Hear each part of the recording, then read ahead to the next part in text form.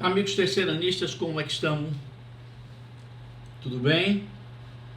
Vamos dar continuidade às nossas aulas sobre filosofia política, fechando essa parte daí e preparando umas revisões teóricas antes de a gente começar as nossas revisões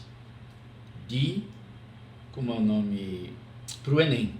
As revisões com testes, né? A preparação do Enem. Então a gente ainda vai ter umas aulas teóricas, eu vou indicar a vocês os capítulos para umas leituras referentes àqueles assuntos que a gente estudou desde o início do ano. Noções de lógica, epistemologia, noções de ética, direito, moral, violência, noções de estética, não é isso? E filosofia política, aqueles assuntos que o vestibular mais trabalha e que você tem aí na ficha e a gente tem aqui também nos capítulos. Então eu vou dar indicação dos capítulos, fazer um comentário sobre eles antes de a gente começar nossas revisões para o Enem e depois o SSA, não é isso? Na verdade, o programa do SSA e do Enem em filosofia é praticamente o mesmo. Então, fazendo a revisão para o Enem, a gente já vai estar fazendo para o SSA. Então, vamos lá. Terminamos a ficha, não é? Filosofia política. Agora a gente vai para o livro para aprofundar algumas coisas, dar alguns nomes que serão importantes. Você não precisa decorar, eles vão aparecer na prova e você tem que lembrar que leu, né, que aquele camarada existe e que ele disse alguma coisa parecida com o que está ali. É o capítulo 18, não é? Tá vendo? É esse capítulo que a gente vai trabalhar. Estado e poder. Então, tá notando que meu livro está todo riscado, ó? Tá vendo? Então, é isso que a gente vai ver. Sim, claro, você está pegando o livro agora, lá, estou esperando. O que é que a gente vai ver nisso daí? Alguns assuntos que a gente estudou. Vá, pode ir, vá-se embora, você está ouvindo minha voz. Vai pegar o livro para você abrir no capítulo 18, o livro de filosofia. Então, alguns assuntos que a gente falou na ficha e passou por cima, num voo assim de drone, né? Olhando a paisagem e apontando, olha, ali tem uma coisa importante, aqui, acolá, pronto. Mas a gente não desceu para poder ver cada coisa especificamente. Então, o que a gente vai fazer agora com o livro é pegar aqueles assuntos que a gente passou por cima e vai dar um brilho, não é? Vai dar uma lapidada melhor nisso daí. Muito bem, o capítulo 18 começa com pensar o poder, definir o que é o poder. A gente já deu uma definição ali, Bertrand Russell falando, não é? Norberto Bobbio sobre o que é o poder. Não é? Então, esse início desse capítulo que tem escrito pensar o poder, o capítulo é Estado e Poder. Primeiro item, pensar o poder, vai trabalhar isso daí. Há um parágrafo que fala assim: segundo o filósofo francês Gérard Lebrun, está escrito Lebrun, mas você lê Lebrun, capítulo 18, no meu livro é a página 330. Mas página não interessa, interessa o capítulo. Então, segundo o filósofo francês Gérard Lebrun, o poder deve ser entendido como potência, força e dominação. Aí se explica essas três palavras. Potência é a capacidade de alguém desempenhar uma ação. Está lembrado que aquele menino Aristóteles tinha falado nessa ideia. Ato e potência. Ato é aquilo que a coisa é naquele momento. Potência é aquilo que a coisa pode ser daqui a um outro momento, né? Daqui a um segundo, daqui a um minuto, daqui a uma hora, daqui a um dia, daqui a um ano, daqui a um século. Então, potência é a capacidade de alguém desempenhar uma ação a qualquer tempo, independentemente dessa ação acontecer ou não. O Estado pode querer vacinar toda a população brasileira em, digamos assim, quantos dias? Em 100 dias, e não acontecer em 100 dias, acontecer em 200. Não é? Então, é a capacidade de você poder fazer. Agora, de aquilo se efetivar ou não, é uma outra coisa. Seguindo, força é um meio que o Estado utiliza para influenciar o comportamento de alguém. Né? O Estado usa a força que ele tem. Força aí não é violência. Vou dar um exemplo. Você está numa festa, foi dirigindo o seu automóvel, e aí você não queria beber, porque você ia voltar com o automóvel. Mas acontece que a bandeja de drinks, de bebidas, estava excelente. Todos os uísques servidos eram uísques 12, 18 anos. Além disso, serviram também coquetéis com vodkas de excelente qualidade. Cervejas só aquelas artesanais, também de qualidade excepcional. Vinhos muito bons. Espumantes. O mais chuezinho eram os espanhóis e os italianos. O champanhe francês estava rodando livremente. Aí você repensou a ideia de eu não vou beber. E aí começou a beber. Muito bem. Lá para as tantas você teve que voltar para casa. E estupidamente você resolveu voltar dirigindo. Não bebi tanto, dá para eu chegar em casa direitinho, mas alguém avisou a você: olha, no seu caminho de volta, eu já percebi que existem numerosas blitzes. Ou seja, vai haver fiscalização para parar os automóveis e fazer o teste do bafômetro. Pronto. Isso é a força do Estado. Ele não está, entendeu, prendendo ninguém ainda, mas ele está avisando: eu posso prender.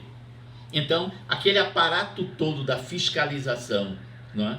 Do combate a dirigir alcoolizado, está ali avisando: olhe, se você desobedecer, você pode ser preso. Está entendendo o que é a força?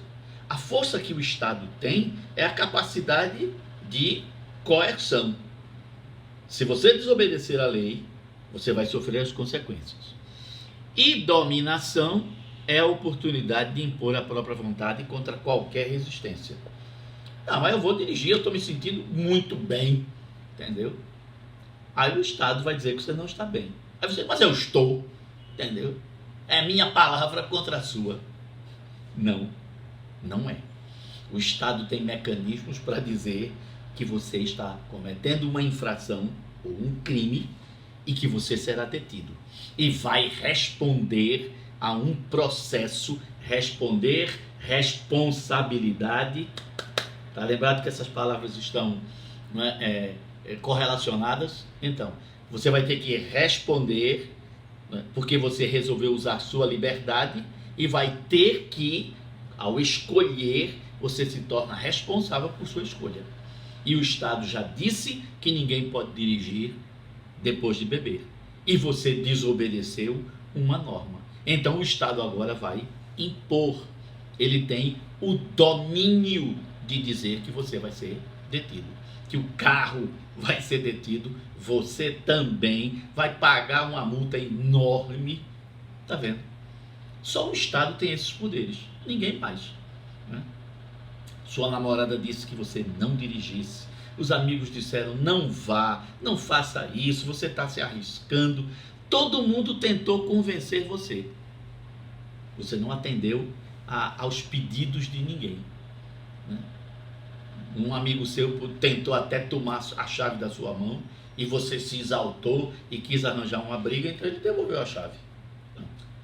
Não quero confusão. O Estado não faz isso, né? Você está errado, vai ser punido. Pronto. Isso é o poder de dominação. Então, lembrando, potência, força e dominação são características das ações do Estado. Aí vem a outra página, a página aqui de junto, não é? Aí tem poder e política e a visão do liberalismo clássico. Poder e política. Poder está associado a isso. Então, é através do Estado que se exerce o poder, né? Mas o poder existe em todo lugar. Papai e mamãe, desde que você era criança, tinha poder sobre você. Depois a escola exercia poder sobre você, né?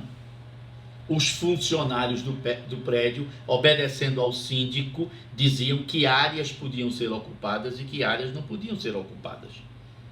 Não é isso? Havia normas dentro do prédio que você tinha que obedecer.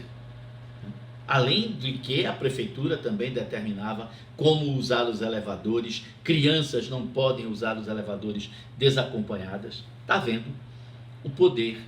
Para entrar num banco existe uma porta giratória e você só passa pelaquela porta se deixar os objetos de metal, né, num depósito lateral junto a essa porta giratória. Senão você não entra, a porta trava e acabou-se. Está percebendo?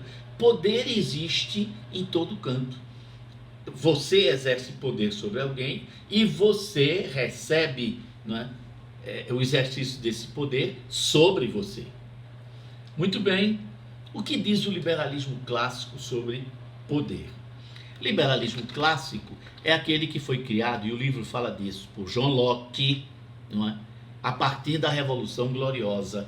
Aquela revolução, você já estudou isso com o professor de História Geral, né? Aquela revolução que criou o parlamentarismo na Inglaterra, que oficializou que o rei não pode governar sem ouvir o parlamento. Então, John Locke vai escrever um livro, segundo o Tratado de um Governo Civil e Religioso, em que ele expõe por que houve a Revolução Gloriosa, no primeiro tratado. No segundo tratado, na segunda parte do livro, ele explica como o Estado, o poder do Estado funciona. John Locke, você sabe, defende aquela teoria contratualista, igual a Hobbes. Ou seja, na sociedade primitiva houve um contrato entre os homens. Para quê? Para que pudesse haver ordem, organização, para que houvesse segurança, né? Como dizia Hobbes, para que o homem não seja o lobo do homem, né? A gente viva se matando feito bicho. Então vamos estabelecer, né, leis, alguém vai criar essas leis. Para Hobbes era o rei absolutista, para John Locke é o parlamento.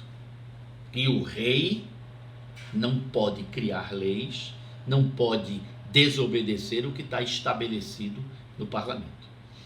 Locke diz então que esse contrato primitivo entre os homens estabeleceu que o governante, no caso um soberano, ele teria que respeitar alguns direitos básicos dos cidadãos que permitiram que ele fosse rei. O que é que o rei tem que respeitar? O direito à vida. Ninguém pode ser condenado à morte sem um julgamento justo, sem provas concretas, materiais do crime que ele cometeu. Direito à vida, direito à liberdade. Ninguém pode ser preso porque o rei quer prender, porque algum senhor achou que aquele sujeito merecia ser preso. Não pode ser assim. Direito à propriedade. Através do trabalho a gente consegue comprar um terreno, levantar uma casa, a gente consegue comprar um gado, a gente consegue plantar, né, alguma coisa, a gente reúne determinados objetos, a gente negocia, a gente compra, vende. Direito à propriedade. Ninguém pode tomar as coisas que são frutos do meu trabalho honesto e ficar por isso mesmo. o Estado, o soberano, os governantes, não podem tomar a minha propriedade. Então, quando um soberano desrespeita o direito à vida, o direito à liberdade, o direito à propriedade, eu tenho direito à felicidade. Eu tenho direito de ser feliz, de trabalhando em comum com outras pessoas dentro da sociedade, eu tenho direito de ser feliz, de poder realizar os meus sonhos. E o Estado não pode atrapalhar isso. Ele não pode impedir que eu seja feliz, através de ações que vão criar a desgraça, a miséria. Né? Tá vendo? E se um rei, se um governante não cumpre essas determinações, esse contrato, aí Locke diz que surge um quinto direito. É o direito à rebelião. A sociedade então tem o direito de derrubar aquele governo que não está cumprindo o contrato social e colocar outro governo. Foi em cima dessas ideias que aconteceu a Revolução Gloriosa, não é isso? Foi em cima dessas ideias que as 13 colônias inglesas resolveram se separar da metrópole, a independência dos Estados Unidos. Foi em cima dessas ideias que a burguesia francesa resolveu acabar com a monarquia absolutista na Inglaterra. É a Revolução Francesa. Foi em cima dessas ideias que as independências das colônias latino-americanas aconteceram, do México para baixo até a Argentina, e o Brasil também aí. Ou seja, são essas ideias liberais que no século XVIII do Iluminismo e no século XIX do Romantismo se espalharam pelo mundo. Né? Perceba então que nenhum governo tem o direito de ser injusto. Nenhuma ditadura, portanto, é legítima. Então, quando uma pessoa, hoje, alguém defende ditadura, AI-5, militares no poder, essa pessoa está atrasada em teoria política 200 anos. Ela está vivendo o tempo do absolutismo monárquico ou das ditaduras, das tiranias em Roma, né? O cesarismo. Ela está fora do tempo e do espaço. Uma pessoa dessa parou na história. É por isso que a gente diz que gente que tem essas ideias é um reacionário. Ele quer voltar no tempo e no espaço para viver um momento que não tem mais sentido no presente, no hoje, no aqui e no agora. Então, uma pessoa que no século XXI defenda ditadura militar, poder, não é, discricionário, falta de liberdade, está fora. Não tem juízo. Não tem juízo. Passou esse tempo já. Historicamente não tem mais sentido existir uma coisa dessa. Então, Locke diz, não é, que o exercício das liberdades individuais foi um dos principais objetivos do liberalismo. Direito à vida, direito à liberdade, direito à propriedade, direito à felicidade, que propunha a instituição de regimes democráticos baseados na soberania popular para garantir a liberdade, a igualdade e a autonomia dos indivíduos. Esse é o ideal do liberalismo. É claro que no século XVIII, não é, quando você fala de a soberania popular, quando, por exemplo, na Constituição, na Declaração de Independência dos Estados Unidos, né, os revoltosos escrevem "We the people", nós o povo. O que é que eles estão dizendo? Nós, grandes comerciantes, grandes latifundiários, proprietários de escravos, nós somos o povo. Trabalhadores comuns, trabalhadores livres, pequenos comerciantes, artesãos, não são povo. Não é isso? Na cabeça dos liberais do século XVIII, para você ser cidadão, para você ser povo, você tinha que ter uma renda mínima. Então, por aquele critério, 90% da população não era cidadão. Mas o liberalismo evoluiu. Depois da Revolução Francesa e das experiências democráticas, né, que aconteceram aqui e acolá, né, durante o processo revolucionário francês, as ideias de Jean-Jacques Rousseau no contrato social, o liberalismo começou a perceber que aquela ideia de só uma minoria é povo, é cidadão, ela tinha que mudar. E aí, ao longo do século XIX, a burguesia que defendia o liberalismo foi ampliando, claro, não pelo gosto dela, né? A pressão popular, as revoluções de 1830, as revoluções de 1848, chamada pelos marxistas de a primavera dos povos, obrigaram a burguesia a instituir o voto universal masculino. Então, todos os homens alfabetizados passaram a ter direito ao voto. Mas a alfabetização já era uma limitação. Aí as pessoas começaram a reclamar, é preciso haver então educação para todos, o ensino público e gratuito, para que o maior número de pessoas tivesse acesso ao voto. No século XX, o voto das mulheres. E aqui no Brasil, já no fim do século XX, o voto também do analfabeto. Tá vendo? Então, o liberalismo foi aos poucos criando a chamada democracia liberal burguesa. Por que liberal? Porque ela está ligada a ideias do capitalismo. As ideias do capitalismo de Adam Smith, David Ricardo, a ideia de que a coisa mais importante numa sociedade é o capital, é o dinheiro. Então, por melhor que seja a sociedade liberal, a democracia liberal burguesa, a gente não pode esquecer, nós avançamos muito em termos de direito dentro da democracia liberal burguesa.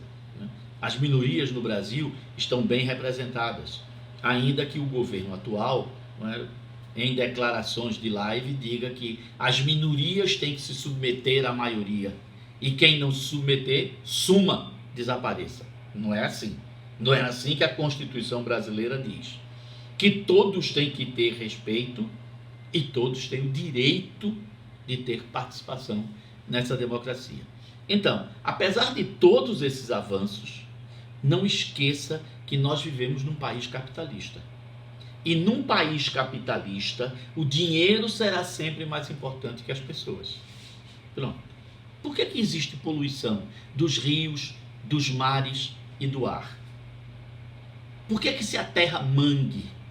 Por que se destroem as florestas? Por que se envenenam os rios? Porque o dinheiro fala mais alto.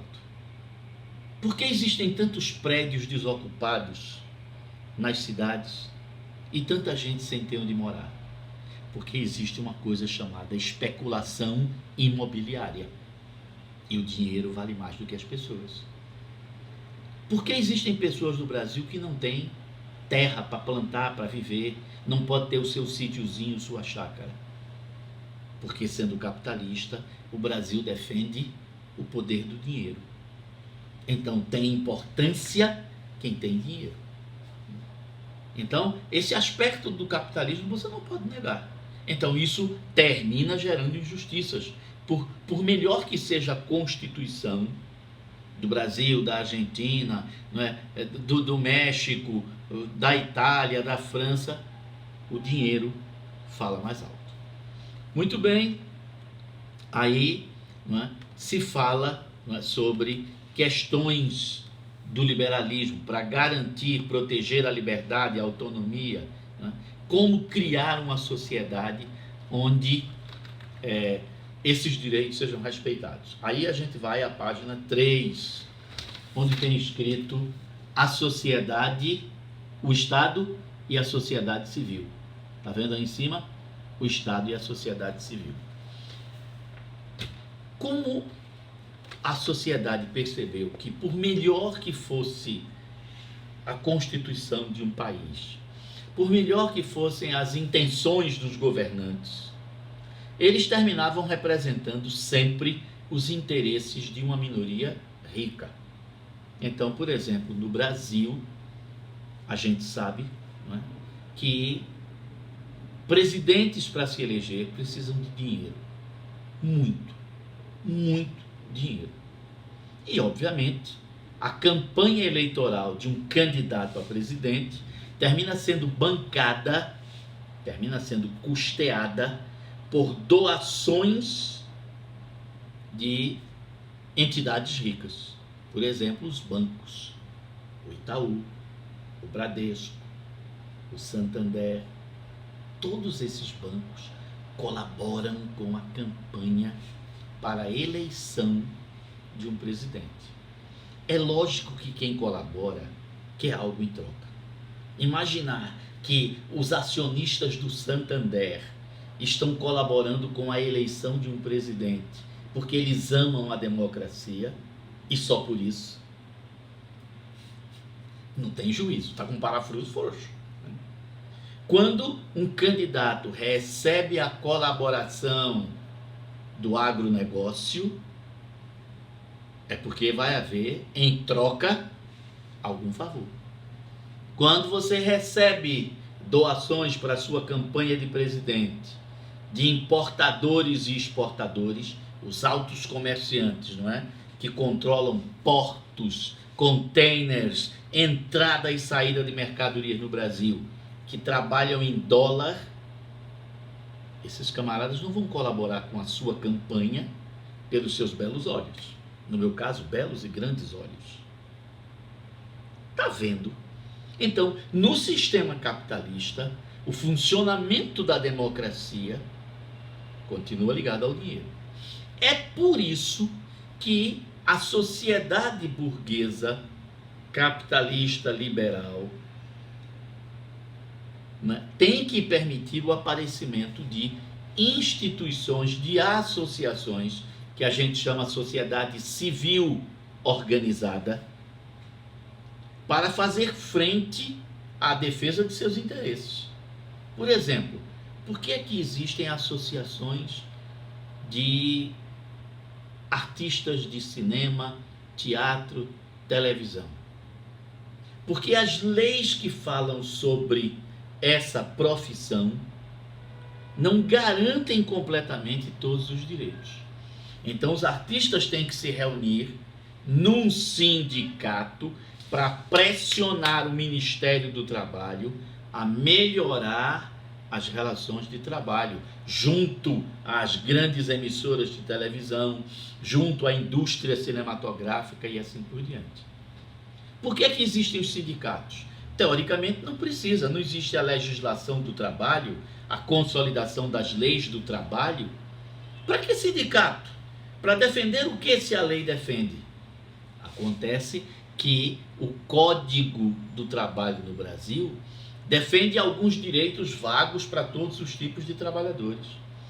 Mas o trabalhador, por exemplo, das minas de carvão, tem um tipo de trabalho completamente diferente do professor da universidade.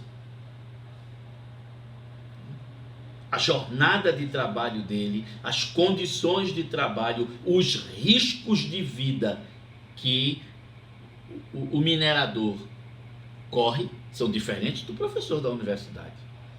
Então é lógico que os mineradores têm que ter um sindicato para defender seus interesses.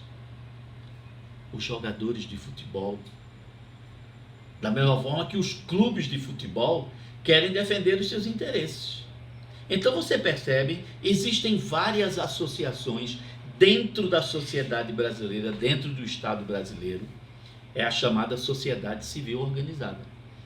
Existe uma associação, não é, de pessoas que lutam para que determinados remédios que são extremamente caros sejam fornecidos pelo Serviço Público de Saúde no Brasil, para que as pessoas que sofrem aquela doença, que dependem daquele remédio para viver, possam viver. Então um remédio que custa R$ 15.000, e você todo mês tem que tomar um remédio desse, qual é a família, mesmo de classe média alta, tem condições de todo mês gastar R$ 15.000 com um remédio? Isso com quem tem dinheiro. E com quem não tem? Então é preciso haver uma associação para pressionar deputados e senadores. Olha, vocês têm que ter uma lei que defendam isso. Tem que se colocar. Está percebendo? A Constituição diz que todo mundo tem direito à vida, mas não explica como é que isso vai acontecer. Então tem que haver leis, e muitas vezes a sociedade tem que pressionar os governantes para exigir seus direitos. Está vendo? Então, mesmo numa democracia, é preciso que, além dos partidos políticos, eles são importantes e necessários, com todas as falhas que eles têm. Democracia não é um governo de anjos, não é o céu. Democracia é um sistema criado por seres humanos e que, portanto, tem as falhas que os seres humanos têm. Agora a gente pode aperfeiçoar, pode reduzir essas falhas, pode punir com severidade a corrupção, quem foge às obrigações que deveria ter como governante. Isso é outra coisa. Então, mas por melhor que seja a democracia, né, a sociedade tem que pressionar os seus governantes para fazer as mudanças que muitas vezes os governantes, que representam os interesses de uma minoria rica, esses governantes não querem fazer, né? Os deputados há anos precisam votar leis que são importantes para as pessoas, mas eles não votam. Por quê? Porque essas leis vão reduzir um pouquinho os privilégios dos mais ricos. E os mais ricos não querem perder nenhum dos privilégios que têm. Qual é a única categoria de trabalhador que define o próprio salário? São os membros do governo. Não. São os deputados que definem quanto é que eles vão ganhar. São os senadores que definem quanto eles vão ganhar. Pergunta ao pai de vocês se eles, o pai de vocês, engenheiro, advogado, trabalhando, médico, trabalhando numa empresa, arquiteto, economista, administrador, ele chega para o patrão dele e diz: olha, eu quero ganhar tanto. Mas os nossos governantes definem quanto vão ganhar. Isso é um absurdo. E outra coisa, o aumento deles não segue nenhum padrão que é imposto aos nossos salários. Funcionários públicos no Brasil, de determinadas categorias, por exemplo, professores universitários, estão há cerca de 6 anos sem receber nenhum aumento. Nesses 6 anos, nossos deputados e senadores já se autoderam 3 aumentos, acima da inflação. Nenhum trabalhador recebe aumento acima da inflação, sempre é abaixo. Tá vendo? Então, por mais democrático que seja, eu estou dando exemplo com o Brasil, mas isso serve para a Argentina, para o Chile, serve para a França, serve para todo um monte de lugares do mundo. Não é isso? Então, está percebendo? Por isso que existem as associações dentro de uma sociedade democrática. Porque, às vezes, é preciso pressionar os governos para mudar. O próximo item que está aí no livro é Hegel e o Estado. A gente vai deixar para a próxima aula falar sobre esse negócio aí. Tá bom? Até lá então.